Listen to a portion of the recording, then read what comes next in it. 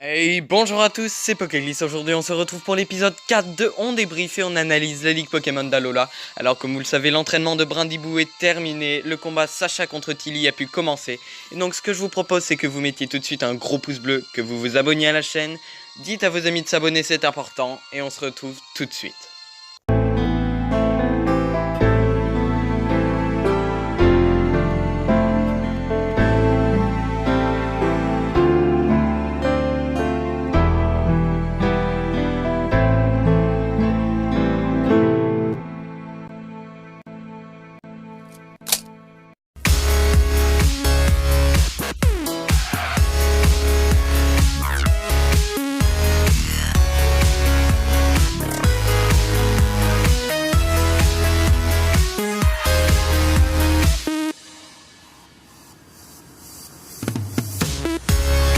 L'épisode commence avec un Goélis qui arrive prévenir Bazoukan, Piclairon et les Picasso, qui sont des grands amis du Brindibou de Sacha, qu'il va devoir s'entraîner pour disputer un match, et du coup ils se mettent en route pour le stade Manalo. Comme dans toutes les ligues, bien évidemment, Sacha doit entraîner ses Pokémon, et c'est du coup au tour de Brindibou, qui, on le sait, n'est pas du tout le Pokémon le plus puissant de Sacha. Après un énorme encouragement de la part des accompagnateurs de Sacha, on passe sur Jessie et James en pleine discussion. Contrairement à ce qu'on pourrait penser, Jessie n'est pas très contrarié que James ne l'ait pas laissé gagner pendant leur combat, et lui passe même le bracelet Z avec la Ténébrose Élite, et l'encourage pour son combat contre Gladio. Leur combat a vite été coupé par l'entraînement de Brindibou, mais on y reviendra plus tard. On retourne donc sur leur combat en voyant Vorasteri blessé, et la dernière solution pour James pour finir le combat est une attaque Z, que Gladio réussira facilement à contrer et à annuler, et qui mettra ensuite Vorasteri KO en une seule attaque lame de roc.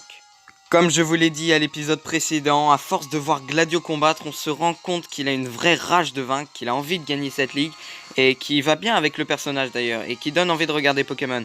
Et ça va vraiment donner du mal à Sacha pour le battre. Finalement, Jessie n'est pas vexé contre James, et on sait très bien que leur amitié durera pour toujours. Passons maintenant à Sacha. On sait très bien que Brindibou aura du mal à battre sa forme évoluée, surtout quand on sait que c'est déjà un gros dormeur. La famille Bazoukan arrive donc pour aider Brindibou, et comme on s'en doutait, il va apprendre une nouvelle attaque qui sera Danse Plume. L'entraînement durera jusqu'à ce que l'heure du combat arrive, et quoi de mieux dans cette ligue qu'une toute petite référence, mais c'est plutôt une référence à répétition. C'est une référence qui se passe dans toutes les générations, car il ne peut pas y avoir une ligue sans que Sacha n'arrive en retard à un moment, c'est normal. Finalement, c'était pas le seul, car Tilly l'attendait et ils ont pu s'encourager avant le combat. Le combat n'a même pas eu le temps de commencer que les deux combattants utilisent chacun leur attaque Z à la deuxième attaque. Après la pétale explosion éblouissante esquivée par Archiduc, c'est à lui de lancer sa fureur des plumes spectrales, qui sera elle aussi esquivée de justesse par Brindibou. Avant d'annoncer la fin de l'épisode, j'aimerais vous faire part de quelque chose que j'ai découvert. Les scénaristes ont prévu cette ligue d'Alola depuis le début de la saison 20, et je pense même qu'ils ont prévu que Sacha gagne, et je vais vous montrer comment. Tout est en fait organisé avec l'équipe de Sacha. 4 épisodes de cette ligue, et Sacha a déjà en gros fait 2 combats. La ligue était toute prévue dès que Sacha a capturé Meltan, un Pokémon inconnu que Sacha gardera sûrement pour l'animé de Galar, et fera comme avec Capumin pour la saison 10, et qui n'avait sûrement pas envie de faire combattre, mais grâce au hasard, Sobon n'est pas tombé sur le bon Pokémon, et il a pu gagner grâce au pendule d'Hypnomate qui était fait en acier, et Meltan a pu le manger du coup. Le deuxième combat est donc Brindibou contre Archiduc, 2 Pokémon qui s'étaient déjà un peu combattus et qu'on s'attendait à revoir combattre. Et c'est là qu'on dit que Sacha peut gagner cette ligue, car tout concorde avec son équipe. Logiquement, il devrait prendre Lugarok contre Gladio pour qu'il puisse prendre sa revanche, et pour la finale contre Guzma, il devrait prendre Pikachu pour lui aussi prendre sa revanche face au Sarmorai de Guzma. Mais c'est là que vous vous dites, mais attends, il manque un Pokémon, et effectivement il manque Matoufeu. Mais c'est bizarre, il ne restera pas de combat. Et bah finalement si. Car il faut se rappeler que celui qui aura remporté cette ligue d'Alola devra combattre Royal Mask. Et je suis certain que quand Sacha aura remporté la finale contre Guzma, il prendra Matoufeu, et même qu'il évoluera en Félinferno, comme pour son premier combat où il avait évolué en Matoufeu.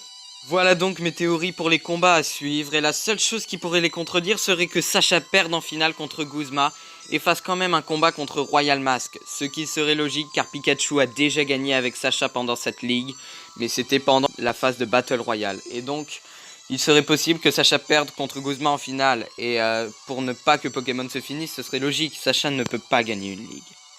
Et voilà les amis, c'est la fin de cet épisode 4 de On débrief et on analyse la Ligue Pokémon d'Alola. Alors on attend impatiemment le combat de Sacha contre Tilly qui a déjà très bien commencé.